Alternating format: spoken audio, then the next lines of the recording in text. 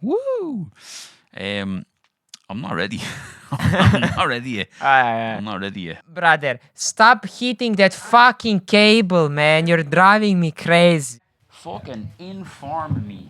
We recorded, Shy. Yeah, don't mind that shit. Cool. It's Nah. all good. fuck Nah, course. I'll listen to it fucking many times anyway, so it's all fucking good. Oh Start yeah, it off. little bollocks shit. A spider on me hand. Fucking deadly. Oh, let's get it. Let's get it.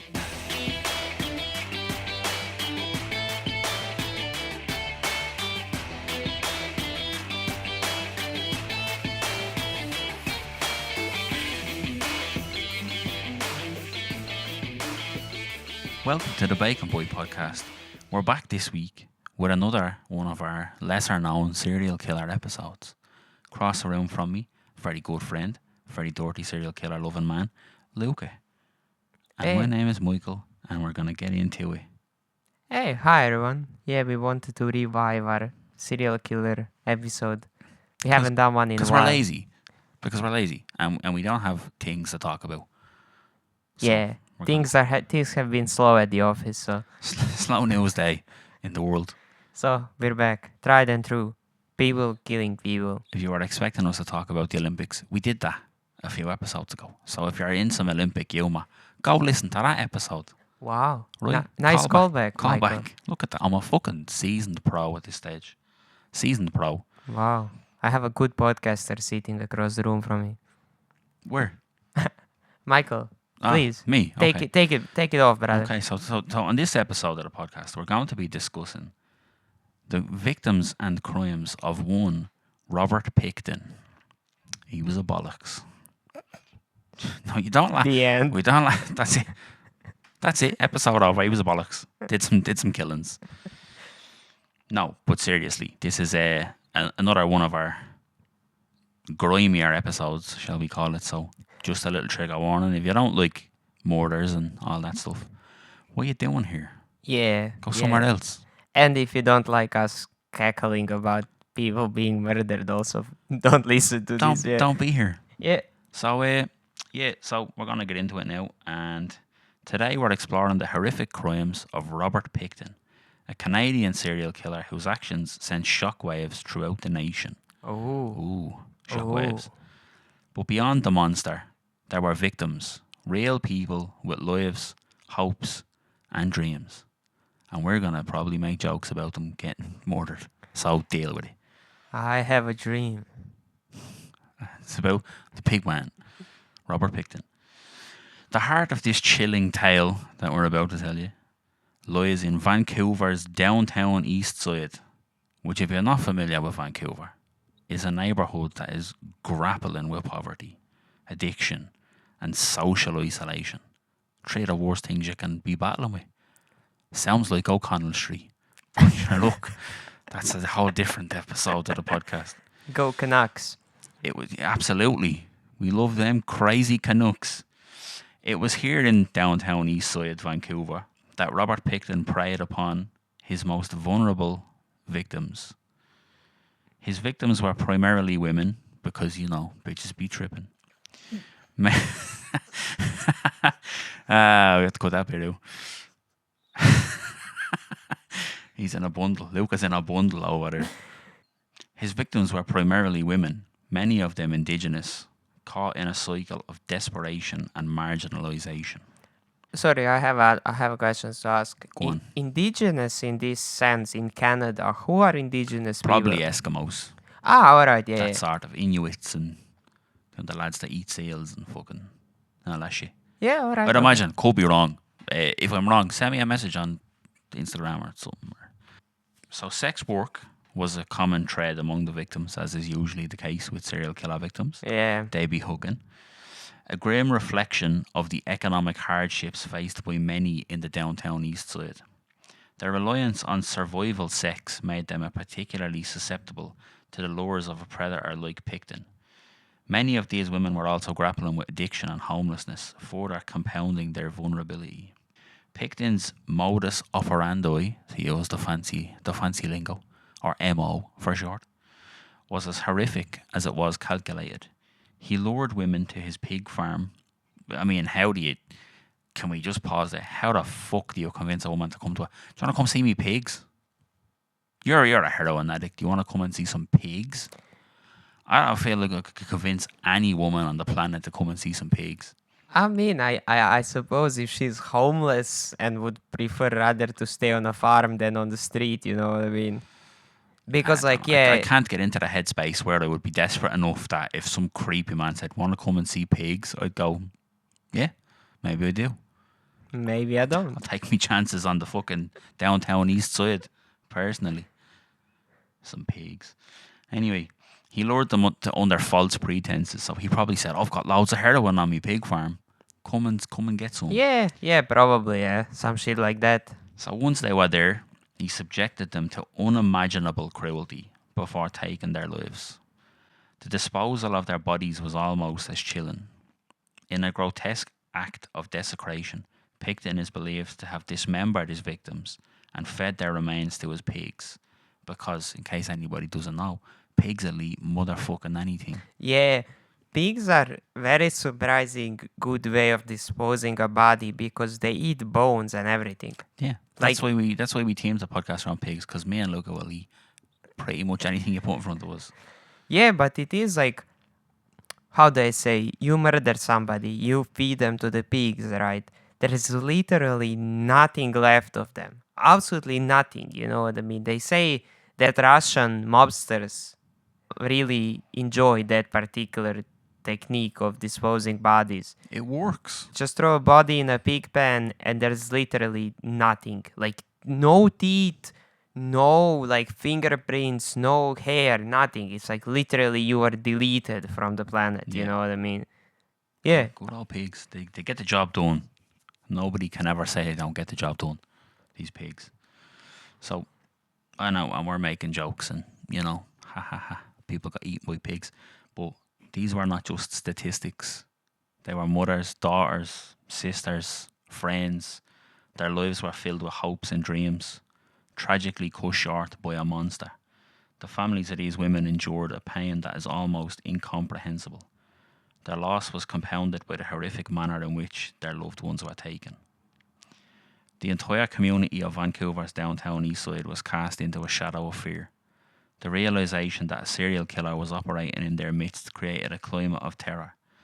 The disproportionate number of Indigenous women among the victims brought to light the systemic issues faced by Indigenous communities in Canada, including poverty, lack of access to services, and violence against Indigenous women. Okay, yeah. I just want to say something right there. Yeah, like, I think that shit must be fucking horrifying in a way. Imagine if you were a part of a specific, whatever, ethnic group, hair color, age group, and there's an active serial killer going around murdering people that you are fitting the description of. Yeah, terrifying. Yeah. Like, imagine I hear here fucking in Ireland there's a guy that is killing crackhead looking Croatian guys. Scrawny Croatian boys. Yeah. Yeah. Like, and you're like supposed to go out and live your life like nothing is going on. You know what I mean? I'd be shitting my pants. You'll be alright though. You could just put your Irish accent on. Why, lady? Oh, fucking shank ya. No, okay, like, yeah, obviously.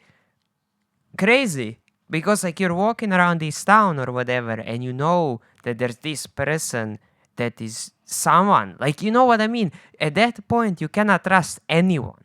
You know, like, Yeah. you at that point, any person who's walking behind you while you're going to the train station at like 9 p.m. or whatever, you're coming home from work, it's dark, you need to take a turn into like a street that has no lighting, no people or whatever, and there's like a person behind you.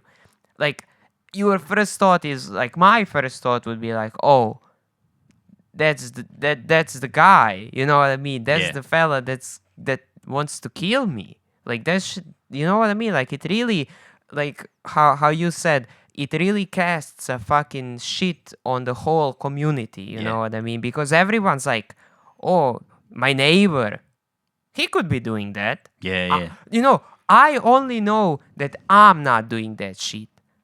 I don't know. Yeah, say there's 15 houses and there's like a white fella called Rob in the house across the road and everybody else is an Indigenous woman. It's probably him. But then it could not be him. It could be somebody else. Yeah. But he's gonna get to. Oh well, he's the only one who's not a fucking an Inuit woman that's homeless and whatever. It's probably him. Also funny how you said that homeless people Listen, live on the listen, road. You're getting caught up in semantics here, right? Don't worry about that. They could all live under the same bridge. I don't know. A white homeless Canadian man exists as well, I'm sure. All right. Fine. In a row of boxes under a bridge, he could be the only white man. It's probably him. He could be the man with the biggest box. But it's not him because he had a pig farm. You see? So, while he was convicted of 6 counts of second-degree murder, Picton confesses to killing 49 women. Oh, what? The remains or DNA of 33 were found on his farm.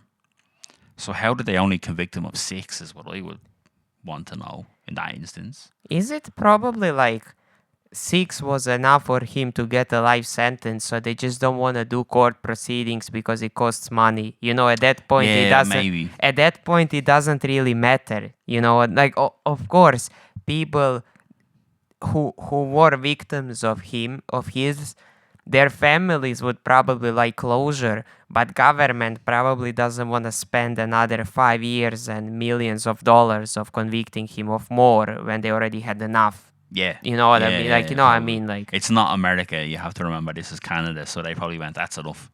America will just keep on going till you have 7,000 years in prison and 482 consecutive life sentences because they're fucking ridiculous.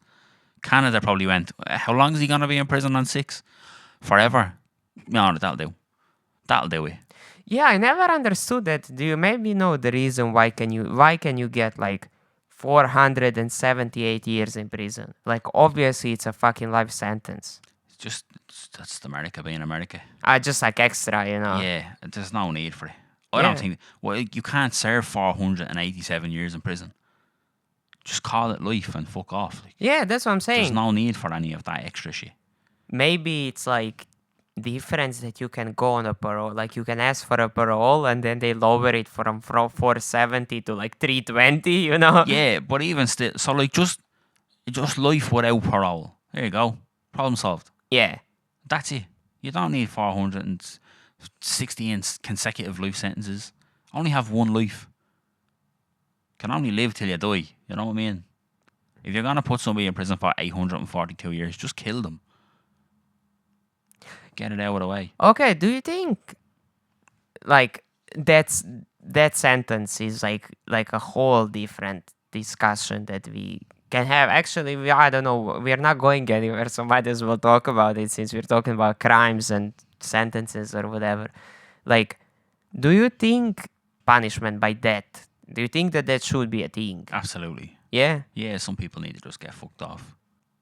And also, you just fuck them off and then you stick them in the fire and you have an empty cell for the next one. All you ever hear about, especially in America, is how prisons are overcrowded. But you've got like serial rapists and fucking kiddie fiddlers and whatever else. Like, they're everywhere in the prisons. Kill them all. Nobody's gonna miss them. I think in a way that other day a person that was wrongfully convicted of life in prison got released after 50 years because now they reopened his case and figured out he wasn't actually guilty. If he got a death sentence, that wouldn't be a thing anymore. But I wanted to say something. I feel like if you confess to 6 cases of murder or whatever, I think that then it's like makes sense. I think it's not really. So it's obviously not going to be for, every fucking. It has to be for the serious crimes, and also you have to be fucking red-handed, bang to rights, like nailed on. You fucking did it. No doubts at all. Like, it needs to be 100% certain. Like, this person did it. Yeah. You know what I mean? Not like, this one fella got killed and your man says he didn't do it. You just leave him in prison. And if there's proof, first of all, let me just don't arrest the wrong people. Number 1, okay? Get the right people. Number 2, some people can get set up on whatever. But that's the sort of shit, like, you're not going to kill that person. So you kill one person, right? Let's say somebody knocks down your son and he's paralysed, and then you go beat the piss out of him. You don't get killed for that. Like, yeah, go to prison, whatever. Do your time. But you're not getting the death penalty for beating the piss out of somebody who paralysed your son.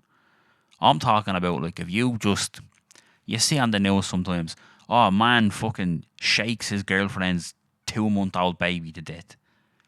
Kill him. Kill him immediately. He doesn't get to live anymore. Because that's insane. Who fucking shakes a 2-month-old baby to death? That happens all the time. And they'll be like, oh yeah, I did it, but it was an accident. You don't accidentally shake a baby to death.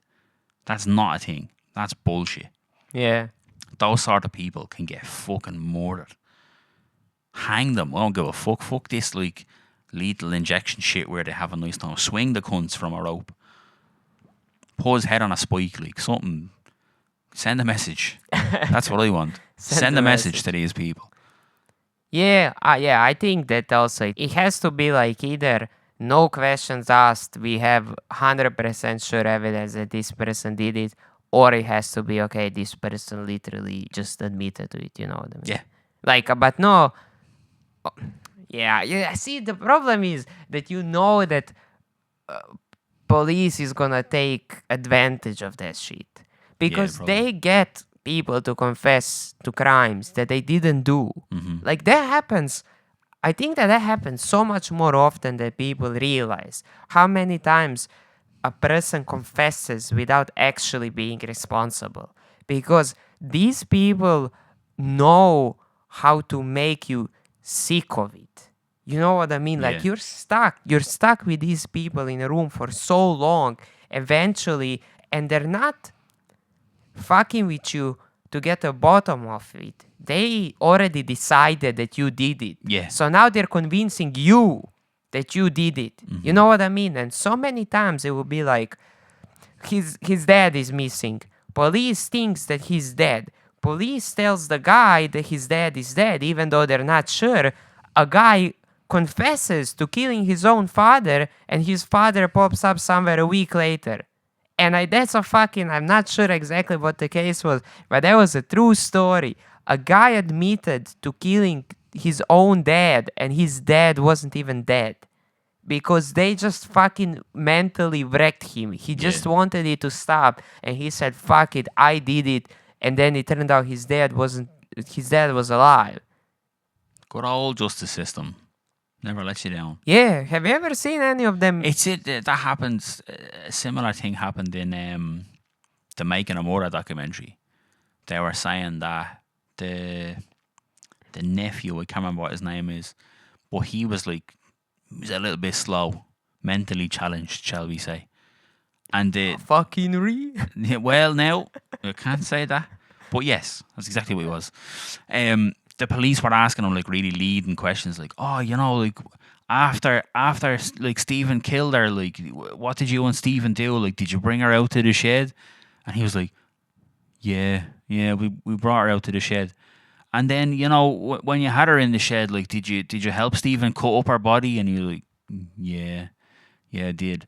I'm like, you probably fucking didn't, but like, the police were just asking him these stupid questions. Like, oh, look, if you answer all our questions, like, you get to go home later on, and you can see our man, like, and Yeah. and he was like, all right, I'll just answer the questions, like, when they ask me the questions, and then I get to go home.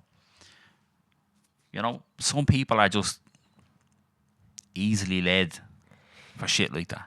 If I didn't kill somebody, and then some police come from like, you killed him, no, I didn't. You can say whatever you want to me. No, I didn't. If I know I didn't, no, I didn't. Like, I'm not. I'm tough up here, you know. All You're right. not cracking me on that. I wanted to say, I think that more people would be susceptible to that than we like to admit. Lots of it. We all say, Anybody who can get hypnotized, you would confess to a murder in 10 minutes. yeah, because like we all like to think the same way, like, oh, they could never happen to me. They would never get me to confess to that I did something that I didn't do. But like, the matter of reality is a lot of people it works on them. And I'm not even gonna say them. I was never in that situation. It might work on me as well. I'm gonna convince you that you murdered some people before the end of this podcast. Yeah. I'm just saying, like it's very finicky how events and like you said, leading questions. Like, oh, did you go there and do that? They're telling you exactly what happened and they're putting you in that situation. It should be 9 o'clock last night. What did you do?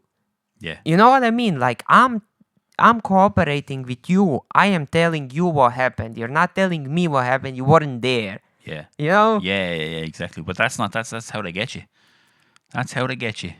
And that's why they say if you ever get called in like to talk with the police, don't do it without a lawyer. Say nothing. Yeah, No literally.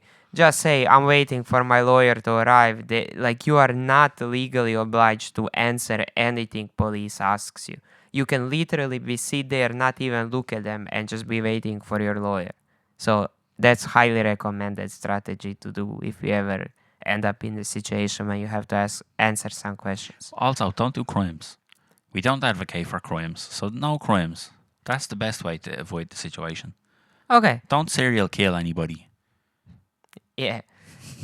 Because we don't want for anybody that's listening to this to be a serial killer. And then when they're being questioned by police or there's a Netflix documentary, we don't want our names getting dropped in. It's got nothing to do with us. Gonna go on the record right now. Leave us out of it. No serial killing is endorsed by this podcast. Okay, that was we got a little sidetracked. Let's go back to the serial killer at hand.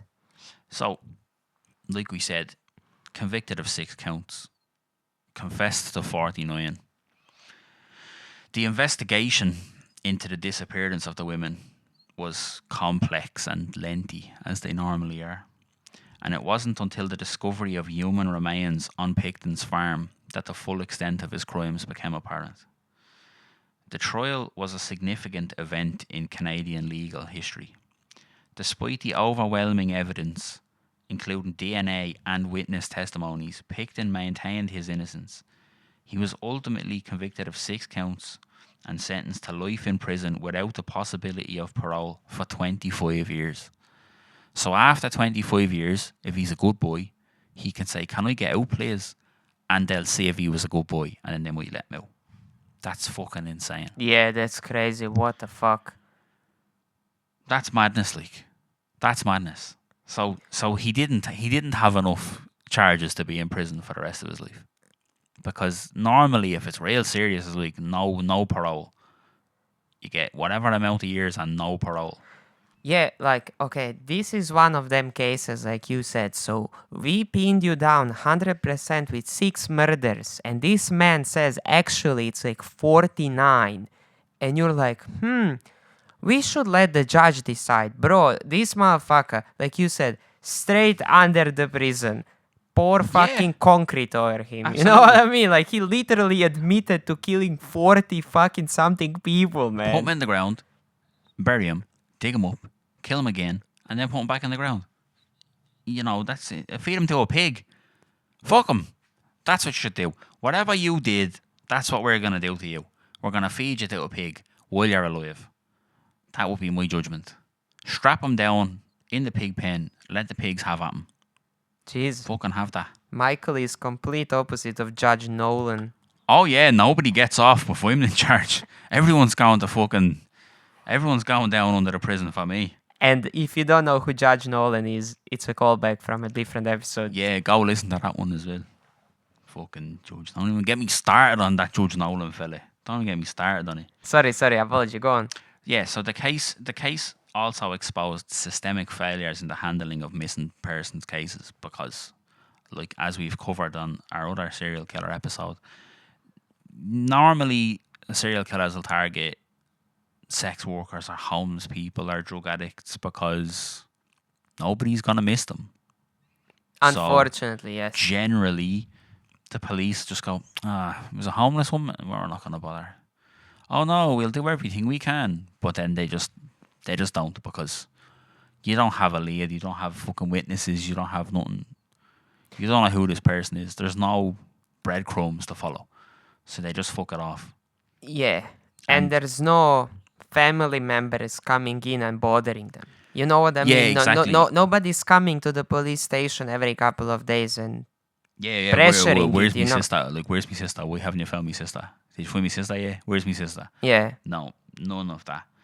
But yeah, so they at least something good was to come of it. They kind of looked at it and went, we should probably do a better job of looking for these missing women instead of just fucking it off and sweeping it under the carpet like we normally do.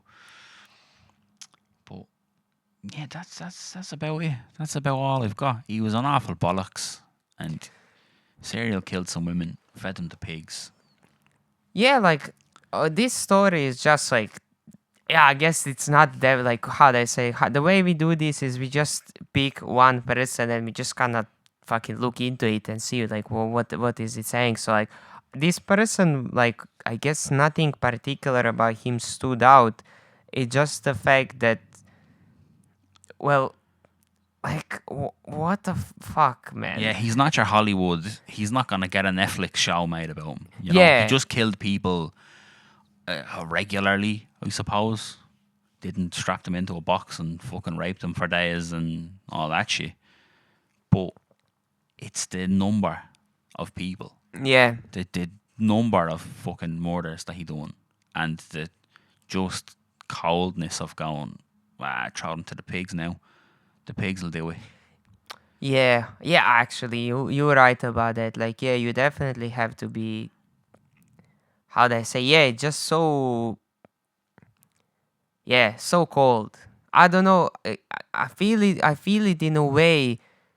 If you like can do that to somebody, at that point they're like no longer a human being to you. You know what I mean? They're like a material. Pig food. Yeah, Pig food is how he's seeing these people. Pig food. That's wild. To actually, like, these are not women. These are, I'm just, like, he probably looked at it like, I'm going downtown and I'm going to get some food for the pigs.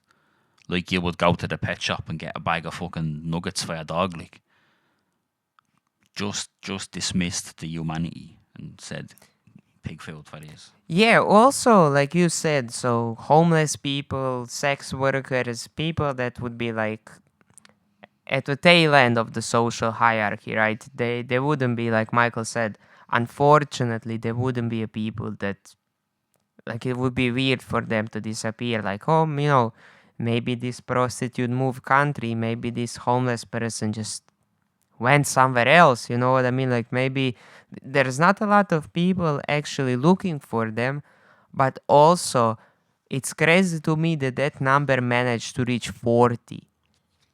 You know, It's a good like, score. It's a good score. He got up there. yeah, I mean it in a way. So after 10, people of a certain demographic are being targeted in your area. How the fuck is that at that point not a red light? You know what I mean? Yeah, Like, and this is the thing. This is why I think we said that it's such a important case in Canadian legal history, because they've obviously gone, lads, how the fuck did we let it get this out of hand? Like, you know, one or two, there's nothing you can really do about that. Like, shit happens. But fucking 49 or something, that's insane. You've missed a few. Like, he's practically walking down the road with a sign that says, I murder women. I'm murdering Indigenous women over here. And just nobody figured it out. yeah. That's crazy. And even sometimes I forget how big the world is, in a sense that, like, how many people disappear every year and they're never found, Yeah. never heard from. You know what I mean? Like, it just, you live where you live, like you live in your small community or whatever, in your small town or whatever, but the world is such a big place and so much shit happens, and there's like so many places where nobody fucking knows what happened. Like, it's kind of scary to think about, in a way that, holy fuck, you know what I mean? You might go on holidays and just never come back. Yeah. You know what I mean? Like, you might fucking go somewhere and that's literally, nobody ever knows what happened to you. Well, according to the internet, over 600,000 people are reported missing each year in the United States alone. 600,000 people. In India, 88 people go missing every hour. Every hour. Every hour. Now, India is fucking rammed with people. But that's still insane. I don't think I know 88 people. Yeah, I couldn't name Yeah. 88 people Yeah. from top of my head. Yes. And in the United Kingdom, approximately 180,000 people are reported missing annually. So, once again, in the whole scheme of things, percentages of the world population or whatever, it's a minuscule number, of course. Yeah. But that's what we're saying. 600,000 families in America are literally left without a member of their family, and they never find out what happened. Like, that's a crazy amount of people. There's 341 million people in America. And 600,000 people go missing every year. I'm not so quick with the maths, but that's a very, very small fucking percentage of people. Yeah, but I always like to look at it in a way how many people it affects. 600,000 people, they all had families, they all have people that care about them. So multiply that number by 10. You know what I mean? Like, Yeah. how many people that number affects? It's such a large amount of people, and I don't know, man. I just kind of scary to think about, Yeah. And second of all, what happens to these people? Like, I don't know. I think that there has to be like, okay, maybe we're going into conspiracy theories now or Well, whatever. we stop now. But I 100% believe that there's like a big fucking ring of human trafficking, and these Of people course. being used for all sorts of shit that probably our fucking mortal minds can't even imagine. You know what I look mean? at the Taken movies. Those are documentaries. People be getting snatched. You know? Ah, yes, she gets snatched to be a prostitute or Mhm. whatever. Yeah, Fancy prostitute. yeah. In an auction. That shit happens in real life. Like, people don't think about that, but like, that shit actually happens. It's happening right now. Somebody's getting kidnapped right now, as I'm saying this, to be sold into fucking sex work. Like, that's mental. Yeah. 600,000 people in America go missing every year. How many people have gone missing or been kidnapped or murdered or whatever since we started recording this podcast? A bunch. A fucking bunch. I know. I already know what I want to do for the next episode. I'll do that one. I want to do the ones when people disappear. I love those stories. When I'm not gonna go too depth into it because Spoiler alert. yeah. Just a little preview. I love stories about people in wilderness disappearing and being found in places that they couldn't imaginably get there. Those kinds of stories are so fascinating to me because, like, when you have a professional in a field of certain work, right, and they work 40, 50 years and they tell you this is impossible to happen, but they haven't. You know what I mean? Like Nike say, impossible is nothing. Yeah. And also, when you said people being sold and shit, man, that shit makes, like, now I'm just thinking about it. Imagine sitting in a fucking abandoned warehouse in, like, middle of nowhere and you're bidding to buy a woman. Yeah. Like, a human being. You're buying them, bro. Yes. That's what happens when people have too much money. You get bored. Eventually, you're going to be like, oh, I wonder what weird shit I can get into. Maybe I can buy someone.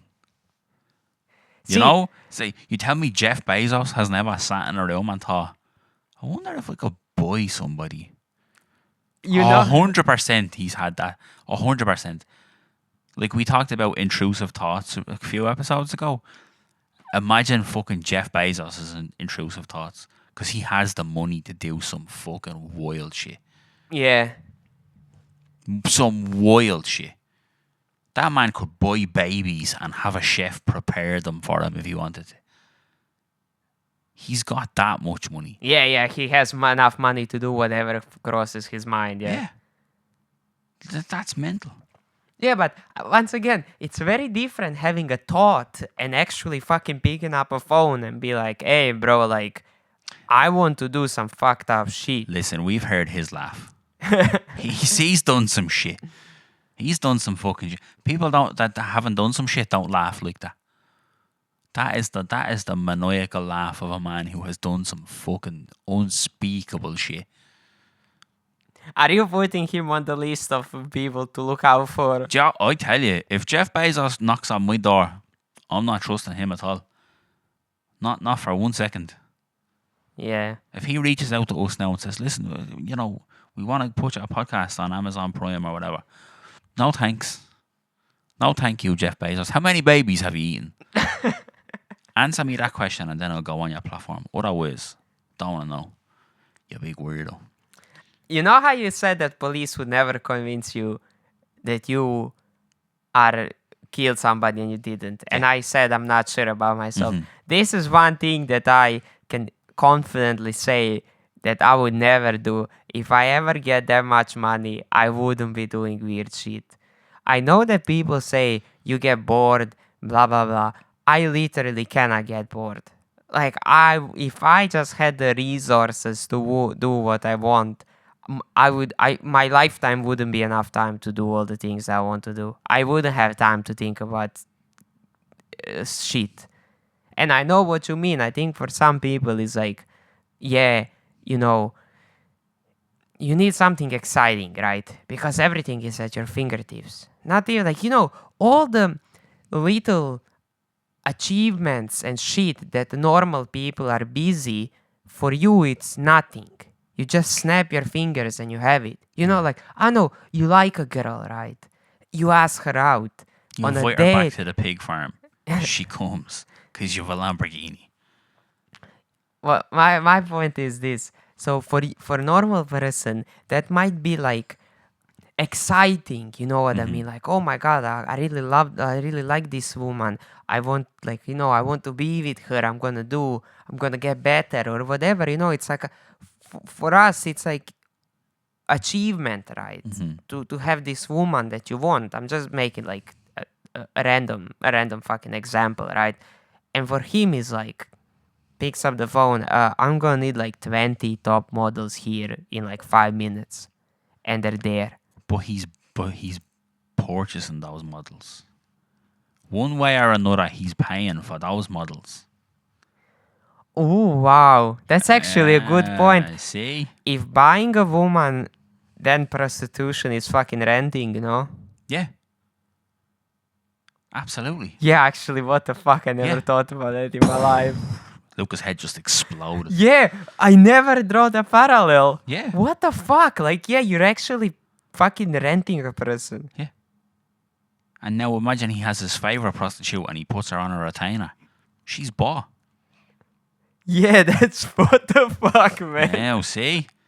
And this is why we don't trust Jeffrey Bezos. Because he's fucking weird. And he laughs like a lunatic.